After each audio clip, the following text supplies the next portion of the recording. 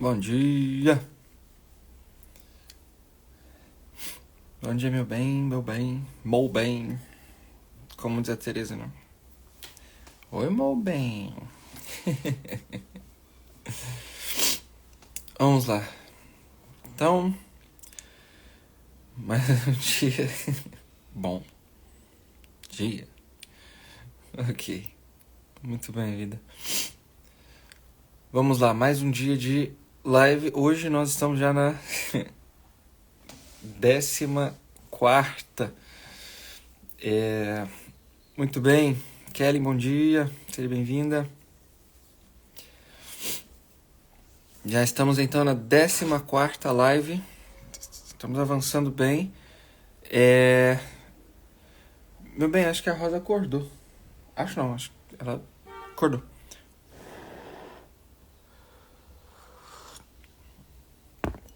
Eu posso pegar ela.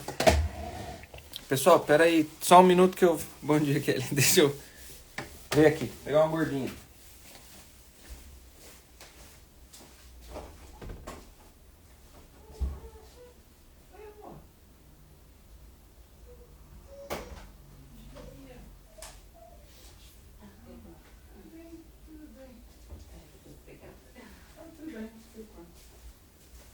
Tudo bem. Bom dia. Muito bem. Oi. Fala bom dia, Rosa. Bom dia. Tadinha. Acordou. A cara dela. Tá rindo já. Tá rindo. Oi, filha. Acordou também? Sim. Tudo bem?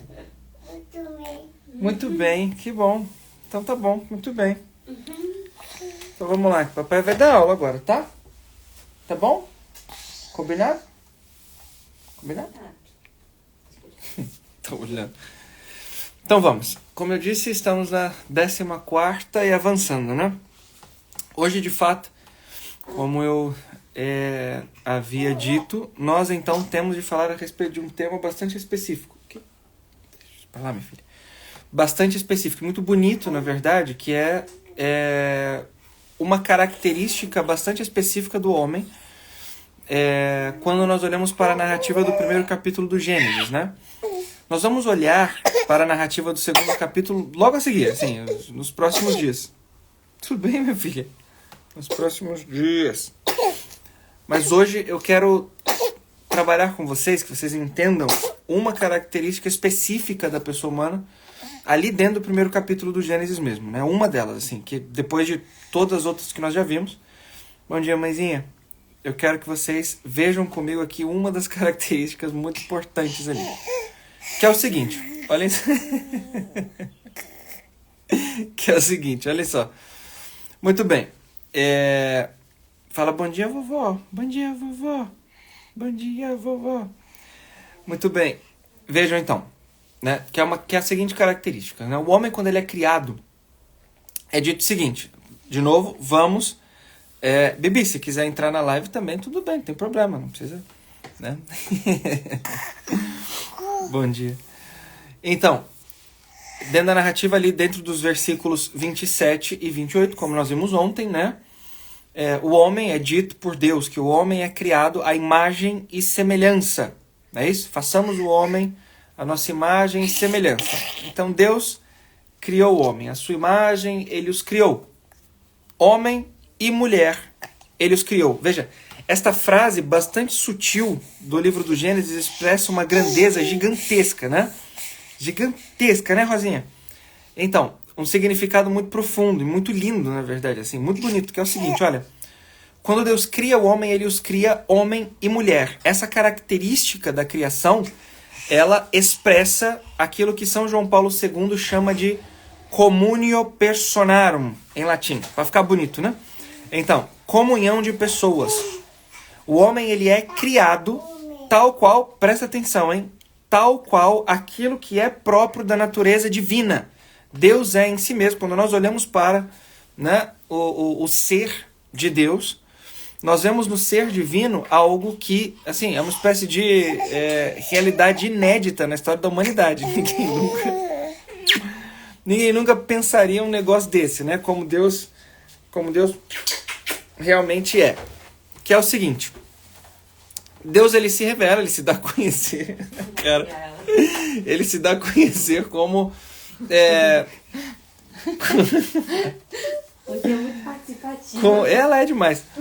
Então, quando nós olhamos para o Antigo Testamento, Deus começa a revelação como o Deus criador, como o Deus que vocaciona, como o Deus, depois, o Deus salvador, o Deus que liberta, depois, o Deus misericordioso, que, assim, não se priva de exalar, de expandir, de distribuir a sua misericórdia a torto e direito para todo o povo de Israel, independente de seus pecados, né? Aliás, justamente por ocasião de seus pecados, né? A misericórdia só pode ser dada àquele que cometeu um pecado, né? É perdoar se não tem matéria de perdão, olha. Então vejam, né? Como é que vai perdoar se não tem matéria de perdão, né? Então vejam, Deus, quando, né, age e se manifesta e se relaciona com o povo no Antigo Testamento, ele revela, tá certo?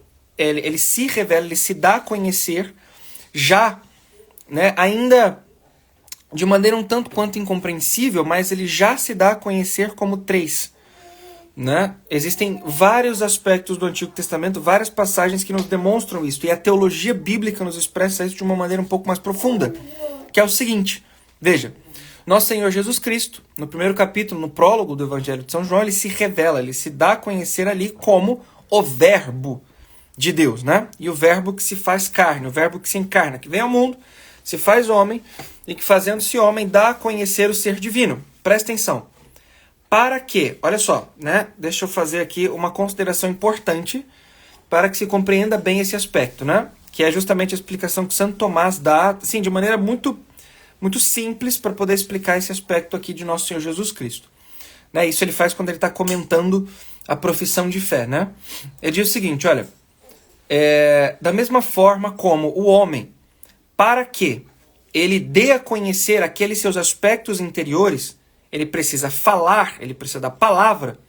Deus, para que ele revelasse o seu íntimo, o seu interior, ele precisou também manifestar-se no seu verbo. Deu para entender? É bonito isso, né? Então, por isso que a gente diz que nosso Senhor Jesus Cristo, ele é o ápice da revelação. Ou seja, não há mais nada que revelar que já não tenha sido revelado em Cristo. Tá certo? E dado aos apóstolos e dos apóstolos dados a nós, né? Por herança. Tá certo? Então vejam. Em Cristo, o ápice de toda a revelação. Deus se dá a conhecer de maneira plena, de maneira perfeita, em nosso Senhor Jesus Cristo, como a palavra que revela o interior e o íntimo de Deus. Certo? Bonito isso. Isso é muito bonito, né? Então, muito bem. E isso já estava presente, porque eu disse que lá no Antigo Testamento isso já estava presente, apesar de não ser dito explicitamente, como é dito explicitamente no Novo Testamento. Porque lá, no Antigo Testamento, o que acontece é que Deus, ele fala através dos profetas. Mas prestem atenção, os profetas, eles falam aquelas palavras ditas por Deus a eles, de tal modo que eles, como que são uma expressão, um canal através do qual a palavra de Deus chega até os homens. Ou seja, os profetas, eles revelam a Deus e a sua vontade através do seu verbo. De alguma forma, o verbo, ele está ali, como sendo inspirado por uma emoção, né? um movimento do Espírito naqueles homens. Né? Então vejam, o verbo de Deus, de alguma forma, é expresso por um movimento do Espírito nos profetas, já no Antigo Testamento e agora no Novo. Ainda veja, né? E tudo isso no Antigo Testamento, enquanto conteúdo de revelação, ainda é em semente. São Justino chama de sementes do verbo, né? Então o verbo de Deus está sendo semeado ali no Antigo Testamento e ele como que floresce em plenitude no Novo Testamento, né? E nosso Senhor Jesus Cristo, dando a conhecer a plenitude de Deus. Então, agora vejam só, por que eu estou dizendo tudo isso aqui, né? Vejam, porque alguns aspectos de Deus então, são conhecidos através de uma teologia um pouco mais rebuscada, mas no Novo Testamento é dito explicitamente que ele é uma trindade. E essa característica divina é a característica na qual eu queria chegar com vocês. Que vocês tomassem aqui. Deus, ele é trindade. Ele se revela como 3 pessoas. Mas vejam, estas 3 pessoas que Deus revela, que Deus dá a conhecer de si mesmo como sendo aquilo que ele é, prestem atenção no que eu disse, são aquilo que Deus é. Veja, Deus é uma única substância em 3 distintas pessoas, tá certo? Então, o Pai, o Filho e o Espírito Santo são 3 pessoas divinas. Não 3 deuses, mas 3 pessoas que partilham de um mesmo ser. Tudo bem? E essa distinção, ela se dá mais explicitamente, mais compreensivelmente, a modo de relação. Ok? Vejam bem. Espirrei, perdão, desculpe. Então, se dá mais explicitamente a modo de relação. Vejam bem, qual o nome das pessoas da Santíssima Trindade? Um é Pai, o outro é Filho e o outro é Espírito Santo. Ok? Pai, Filho e Espírito Santo. Notem, olha só que coisa bonita. Os padres da igreja, Santo Agostinho trabalhava com isso também, diziam o seguinte, que as pessoas trinitárias, elas têm essas distinções, tá certo? Pessoais, por ocasião do modo como elas se relacionam. O Pai, desde toda a eternidade, é o amante, tá certo? É aquele que, por assim dizer, ama, ok? Distribui seu amor, né? O Filho é aquele que é amado, ok? É aquele que recebe o amor do Pai. E o Espírito Santo na relação trinitária, ele é justamente o amor entre os dois que dá movimento a esta relação, ok? Então, vejam, tem uma imagem muito bonita, né? Tem um livro aqui, Vida? Acho que tá em cima. Tá atrás dali da JBL, lá no cantão, bem encostado lá no canto, chamado o Amante, o Amado e o... Deixa eu ver. Aqui. Bom, eu achei que tivesse a imagem aqui. Não tem, não. É só... Mas você tem a imagem do quê? Do Pai, Filho e Espírito Santo? Não. É que eu achei que aqui tinha uma imagem... Esse livro aqui é bom, mas não indico, não. Então... É que eu achei que tivesse a imagem assim, do Pai como uma espécie de círculo, assim, né? Dado, assim, de doação de amor. Tá onde? Eu pego aqui atrás pra você, peraí. Calma aí. Isso. Muito bem. Tá vendo só? Esse aqui é uma expressão perfeita, vocês estão vendo ao vivo, uma expressão perfeita do que se chama, o que nós chamamos de complementariedade, que é um componente Vai ter mais... essencial da comunhão de pessoas. Esse daqui tá mais rápido. Esse aqui tem com certeza. Oi, filha. Eu me lembro que esse tem. Aqui. Tem vários exemplos, né? Deixa eu ver. Aqui. Essa imagem aí tá doidona, essa aí. É porque é como se fosse, tipo, a força, né? Girando assim. É isso. Tá bom. Tá muito bem. Tipo, isso aqui. Isso aqui parece um... Esse bairro aqui tá parecendo... Como é que é o nome daquilo? Celular, sei lá. Tá parecendo quando... Aparecem várias imagens... Eu gosto, né? A Maria Paula fala que eu sou meio National Geographic, sei lá. Essas coisas aí. E aí, de vez em quando, eu fico olhando, assim, umas fotos de nebulosas e tal. Assim, umas paradas doidonas que aparecem no espaço que eu acho bonitão. Assim, tá parecendo isso, mas tá bom. Então aqui, ó. Padre... O livro tá em espanhol, né? Padre, Hijo e Espírito Santo. Então, o Pai, o Filho e o Espírito Santo, né? Então, essa bola toda de fogo aqui, que parece o sol explodindo, seria, por assim dizer, um movimento de relação e de amor do Pai, do Filho, com o Espírito Santo que movimenta, né? Esta entrega de amor do Pai pelo Filho, essa recepção e retribuição do amor do Filho pelo Pai e assim por diante, né?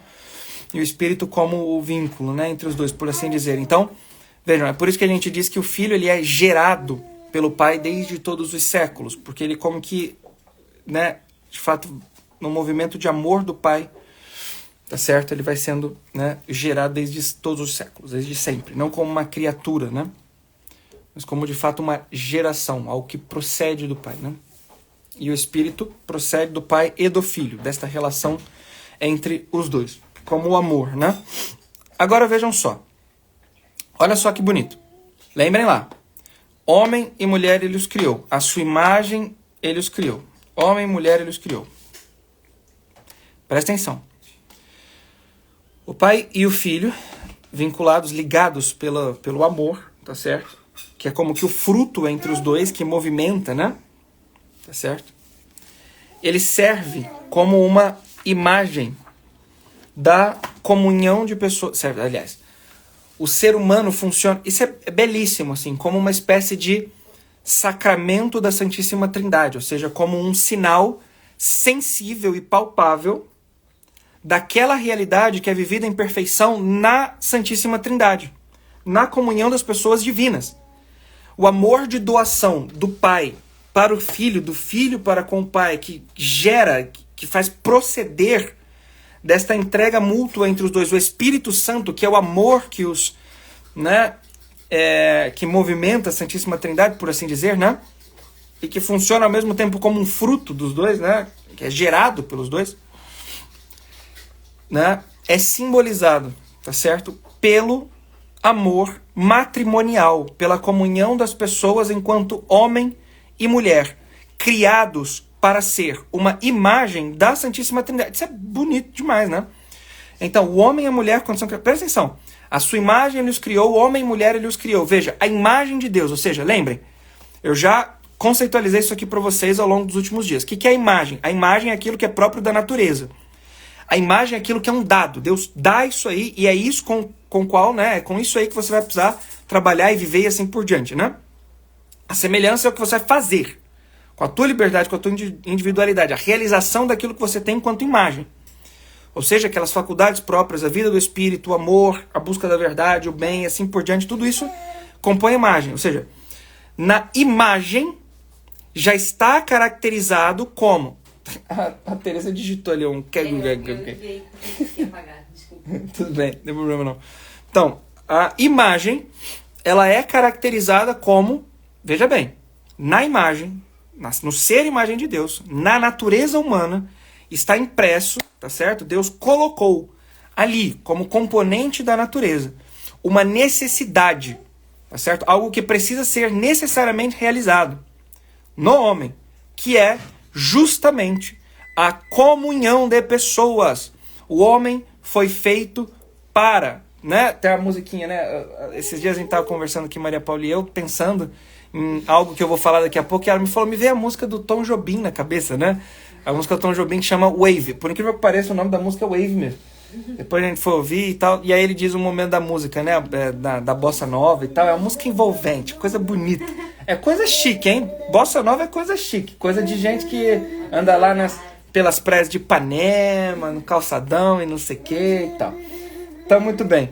Como diz o Rasta, eu tava ouvindo o Rasta aqui.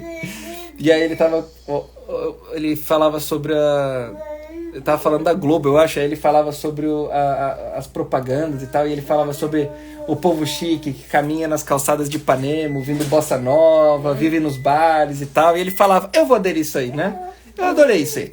Caminhar pelas praias, viver no bar, não sei o quê. Eu achei isso aí muito legal.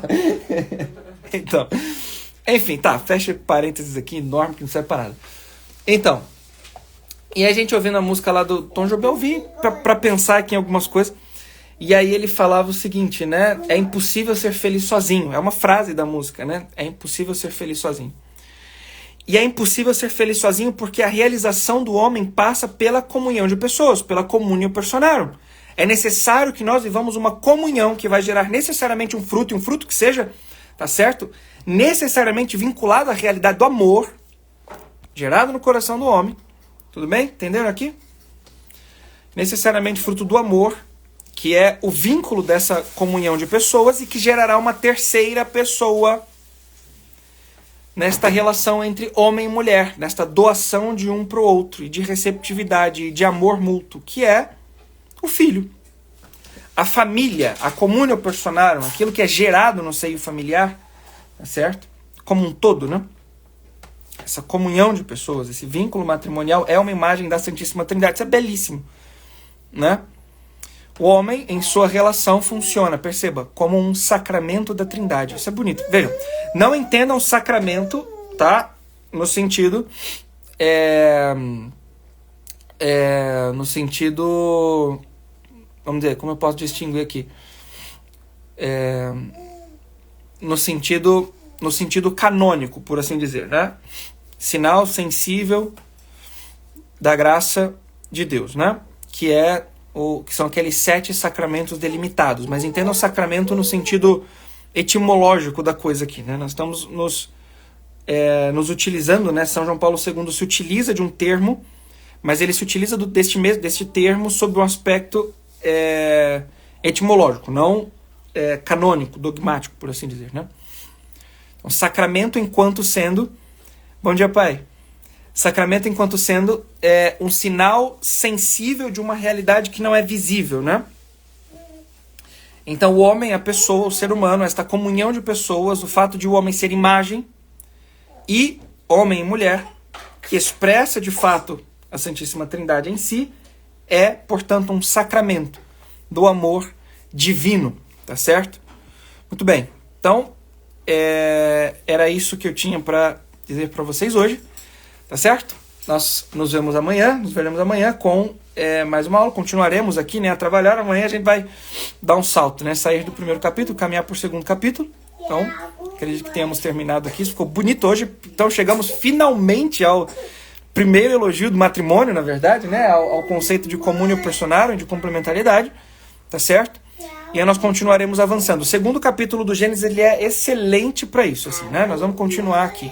Tá certo? Pois bem, então, tem um anúncio para fazer para vocês aqui já de imediatamente. Eu quero que vocês reservem, que vocês coloquem na agenda de vocês dia 26 de junho deste mesmo mês. Daqui a 19 dias agora, né? Hoje é dia 7. Então, anotem na agenda de vocês 26 de junho, tá? 26 de junho. Neste dia, eu, professor Gabinel, né? Eu vou dar para vocês uma aula, um aulão. Eu vou fazer um aulão, decidi fazer um aulão. Porque neste dia 26 eu cravo o 30º dia, né? A 30ª aula. Falei, dividi, né? Em 30, depois mais 30, né? Pra gente separar bonitinho. No dia 26 de junho eu vou dar um aulão que se refere a estes primeiros temas trabalhados por nós aqui, mas de uma maneira um pouco mais profunda. E num lugar um pouco mais reservado para que nós tratemos de maneira mais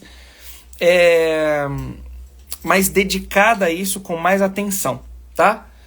Então, dia 26 de junho é uma quarta-feira, coloca aí na agenda de vocês, reservem esta data. Nós vamos trabalhar, então, no aulão, cujo nome é Aurora, tá? Eu dei o nome para esse aulão, o nome é Aurora. Ontem eu dei um subtítulo, meu bem.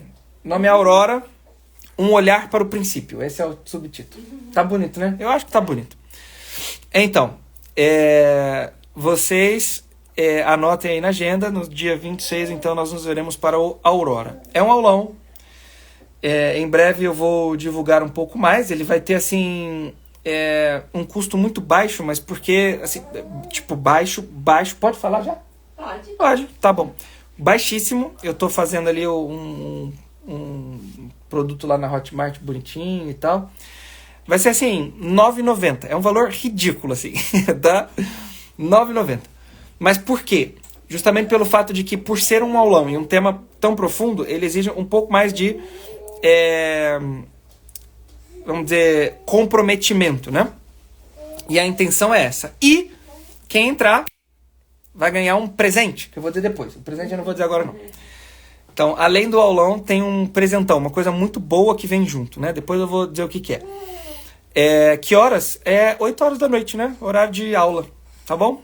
8 horas da noite. Tá certo? Essa catequese precisa ser enviada para milhões. Eu concordo totalmente, Kellen. Concordo 100%, tá?